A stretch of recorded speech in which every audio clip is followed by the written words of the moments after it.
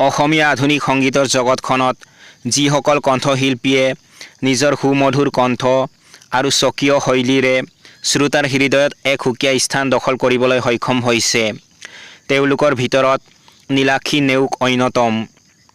বৰ্তমান সময়ৰ অতি জনপ্ৰিয় এইগৰাকী গায়িকাই বিহু গীতৰ পৰা আৰম্ভ কৰি আধুনিক তথা বোলছবিৰ গীতলৈকে সকলোতে নিজৰ পাৰদৰ্শিতা প্ৰদৰ্শন কৰি আহিছে। তেওঁৰ জন্ম 1993 চনৰ 12 ডিচেম্বৰত তিনিচুকীয়াৰ বৰগুৰি কট তিনিআলিত হৈছিল। তেওঁৰ পিতৃৰ নাম লোকেশ্বৰ নেওগ আৰু মাতৃৰ নাম অঞ্জনা নেওগ। তেওঁৰ দুজন ভাই ভনী আছে, পল্লৱজ্যোতি নেওগ ভাতৃ আৰু মুস্কান নেওগ ভগ্নী। শৈশৱৰ পৰাই তেওঁৰ সংগীতৰ প্ৰতি থকা আগ্ৰহে তেওঁক এই যাত্ৰাত আগবাঢ়ি যোৱাত সহায় কৰিছে।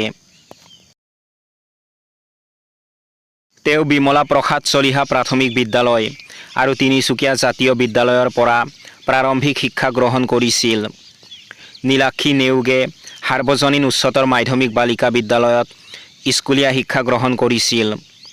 ইয়াৰ পিছত তেওঁ গুৱাহাটীৰ কটন কলেজৰ পৰা BA ডিগ্ৰী সম্পূৰ্ণ কৰে আৰু গুৱাহাটী বিশ্ববিদ্যালয়ৰ পৰা স্নাতকোত্তৰ ডিগ্ৰী লাভ কৰে।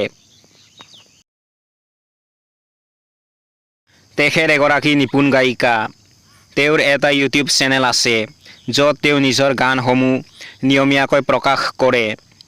তেওঁৰ কিছুমান জনপ্ৰিয় গান হ'ল গোলাপ এসোপা, মন চিলা, তেৰা হি ৰহু, মৰাণ বিহু, কুঞ্জলতা, কেঁচা কলিজা, তুমি আহিবা, লচপচি, মাইনা, নিয়তি আৰু বহুতো।